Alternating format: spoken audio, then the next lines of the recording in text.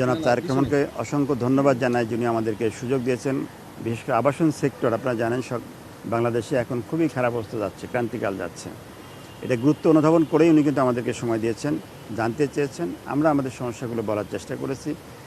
আমি আবারও বলি যে সোকল ট্রেড বডির লিডার হিসেবে রিয়া প্রেসিডেন্ট হিসেবে আমরা কোনো দাবি পেশ করিনি। আমরা দেশের স্বার্থে আবাসন সেক্টরের সামগ্রিক উন্নয়নে কী করা উচিত এরকম আমরা 6টা প্রস্তাবনা দিয়েছি। তো উনি একেবারে সানন্দে গ্রহণ করেছেন। একই কথা হচ্ছে, উনি বলেছেন যে এই সবগুলো ওনার মনের কথা। এর মধ্যে একটা হচ্ছে যে আপনারা জানেন ড্যাপের একটা সমস্যা আছে, তারপরে আমাদের বিধিমালা যেটা আছে সেটা একটা সমস্যা আছে। আমরা বলেছি ড্যাপের মধ্যে ফার আছে। তো আমরা বলেছি যে এই যে ড্যাপটা হয়েছে, এই ড্যাপ তো 2022 সালে হয়েছে, ইট ইজ ক্রিয়েটেড, এবং তখন কিন্তু আসলে জনগণের করোনা ছিল, অনেক সমস্যাও ছিল, সকলের মতামত দিয়ে করা হয়নি। একই সাথে আমরা যেটা বলার চেষ্টা করেছি যে আজকে বাংলাদেশের পপুলেশন 18 কোটি আছে, এই পপুলেশন কিন্তু 2050 সালে 25 কোটি হবে, 2100 সালে 35 কোটি হবে। তাহলে মাননীয় প্রধানমন্ত্রী আপনাকে কিন্তু এই 35 কোটি মানুষের দুইটা চ্যালেঞ্জ মোকাবিলা একসাথে করতে হবে। কারণ অন্ন, বস্ত্র, বাসস্থান, আবাসন, স্বাস্থ্য, শিক্ষা আপনারা জানেন মানুষের মৌলিক অধিকার, এবং আবাসন একটা, খাদ্য একটা। অপটিক্যাল ব্রাইটেনার, কালার গার্ড এবং জার্ট লক সমৃদ্ধ অ্যাডভান্স ফর্মুলায় এলো নতুন রে ডিটারজেন্ট পাউডার। তাই 35 কোটি মানুষের জন্য এই ড্যাপে যেটা বলা হয়েছে যে 4তলা, 3তলা, 2তলা বিল্ডিং করা হয়, তাহলে 35 কোটি মানুষের বাড়ি করতে সব জায়গায় শেষ হয়ে যাবে, তাহলে মানুষ তো না খেয়ে মারা যাবে।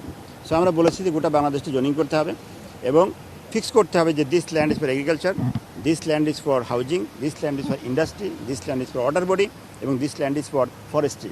এভাবে দেশটাকে 5টা ভাগে ভাগ করার কথা বলেছি আমরা। এবার ফিক্স করে দেওয়া যে বর্তমানে 18 কোটি মানুষকে আমাদের হাউজিংকে এটাকে বলে দেবে যে তোমরা 18 কোটি মানুষের যে জায়গার মধ্যেই আবাসন ব্যবস্থা করেছো, আগামী দিনে যদি 35 কোটি বা 40 কোটি মানুষ হয়, তাহলে ওই জায়গার মধ্যেই, জায়গা তো বাংলাদেশে বাড়বে না, পপুলেশন বাড়বে, জায়গা তো বাড়বে না, তো ওই জায়গার মধ্যেই কীভাবে এই 40 কোটি মানুষকে তাদের মাথা গোঁজার ঠাঁই তৈরি করা যায় সেই ব্যবস্থা করতে হবে। আপনারা সকলে জানেন একটাই রাস্তা, সেটা হচ্ছে আমাদের ভার্টিক্যাল এক্সপানশন যেতে হবে।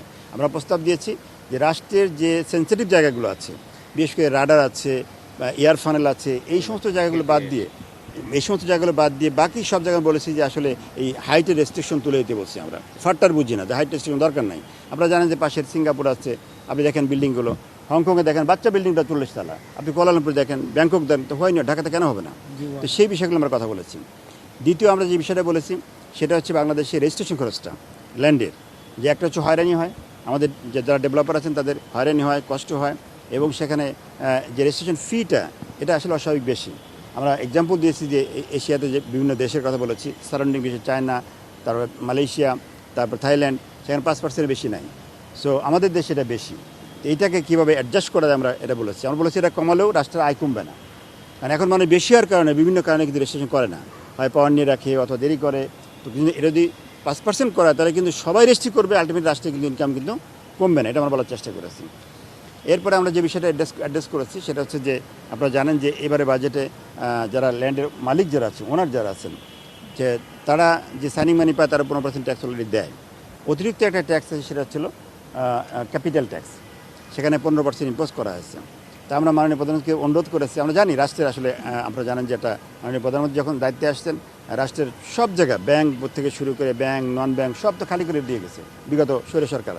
তো সেই জায়গা থেকে আমরা বলেছি যে আমরা জানি যে আপনার ট্যাক্স দরকার, তারপরও বলবো যেহেতু প্রথমবার এটা ইম্পোজ করা হয়েছে, তো এটা আমরা বলছি না বাদ দেন, কিন্তু এটাকে যেন সহনীয় মাত্রায় 1-2% আনা যায়। প্রধানমন্ত্রী আমাদের বলার আগে নিজেই বলেছেন যে আমি চাই না, উনি মাননীয় মন্ত্রীর দিকে হেসে বলতেছিলেন, মাননীয় সংসদ আছেন তার দিকে হেসে বলতেছিলেন যে আমি চাই না যে রাষ্ট্র বা রাজুক কেউ ব্যবসা করো, তারা রাষ্ট্র সেবা দেবে, সার্ভিস দেবে, প্রাইভেট সেক্টর কাজ করবে, তাদের রেগুলেট করবে। তো আমরা হ্যাপি যে আমাদের বলার আগেই মাননীয় প্রধানমন্ত্রীকে অসংখ্য ধন্যবাদ। আমাদের প্রাইভেট সেক্টরের পক্ষ থেকে, আবাসন সেক্টরের পক্ষ থেকে নিজেই বলেছেন যে প্রাইভেট সেক্টর আগে আসুক, আমরা নীতি সহায়তা দেবো, আমরা অন্যান্য সাপোর্ট দিব এবং তারা এটাকে করুক। কিন্তু আমি চাই না যে রাজুক বা সরকার নিজেরা এই জাতীয় কোনো ব্যবসা করে।